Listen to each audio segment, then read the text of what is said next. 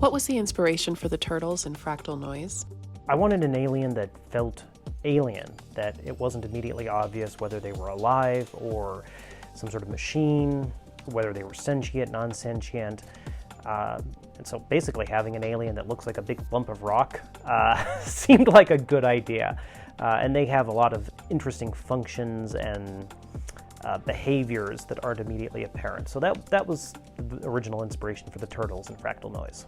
Why did you choose to rewrite Fractal Noise instead of moving on to a new project? I did move on to a new project. That new project was To Sleep in a Sea of Stars. I wrote the first draft of Fractal Noise back in 2013, and I wasn't particularly happy with it. Also, it's a fairly intense story, and I felt that To Sleep in a Sea of Stars would be a better introduction to the Fractalverse. So I put Fractal Noise away for the time being, worked on To Sleep in a Sea of Stars, which took way longer than I expected. And once that was out of my hair, I returned to Fractal Noise and reread it, saw what needed to be done and a new path forward, and started in on that rewrite. And it wasn't a page one rewrite, but I substantially changed what was there. The original draft was more along the lines of a novella, and by the time I was done, we had a 300-some page book. So it was a major revision. Who do you most take inspiration from for your science fiction writing? A lot of the science I've read and learned about over the years.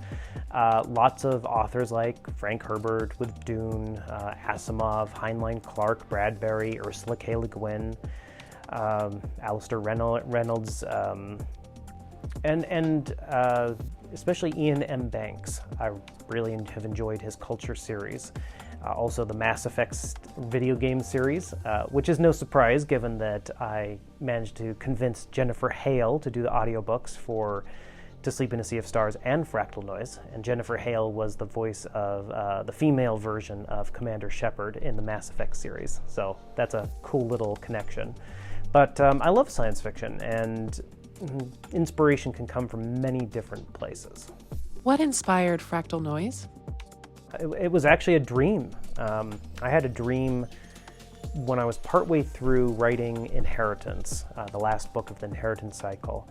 I don't know, it was just had a night of weird dreams, and a number of the things that I dreamt of ended up in the Inheritance cycle.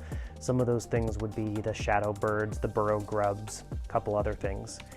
And then I also dreamt of this planet out in space with a giant hole on the surface of the planet, and this small group of people who were on an expedition to go investigate it. It was a really vivid image, and there was, as with so many dreams, there was a strong emotional component to it.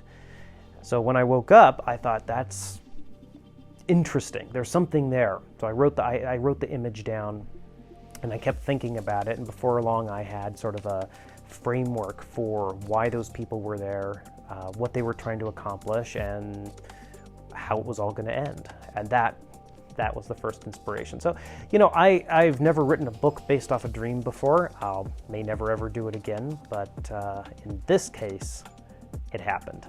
Will we ever see Alex Crichton again? Quite possibly, but it would probably be further down the timeline, perhaps following the events of To Sleep in a Sea of Stars. His main story, the one I wanted to tell, really is encompassed within the events of Fractal Noise. Did Babylon 5 provide any inspiration for the planetary hole? No, but I should have mentioned Babylon 5 as one of my big science fiction influences. I'm a big fan of that series. But no, I can't say I was thinking of Babylon 5 when I wrote Fractal Noise. Was there a big hole in Babylon 5? Yeah, I don't even remember it. Yeah, it probably was an inspiration, and I don't even remember it. Yeah. What was your favorite scene to write in Fractal Noise? Probably when the main character, Alex, gets to his destination at the end of the book. I found the location fascinating, and it's a very intense sequence of events. So that was very juicy material as an author. Why gallium? Because gallium's a good conductor, and I have a friend of mine who is a very knowledgeable electrical engineer, and I was talking to him about the idea that the hole is this essentially a giant emitter, and various ways in which that signal could be enhanced and focused, and other things could be done. And so we came up with this crazy idea of a giant network of liquid gallium that's used as a conductor and so for various other functions around the hull. And it can even help focus the beam and control the burst of energy that's coming out of the hull. But it's non-functional at the time of the actual events of the story, because things have broken down. You know, the technology, this artifact, was built long, long ago and hasn't really been maintained.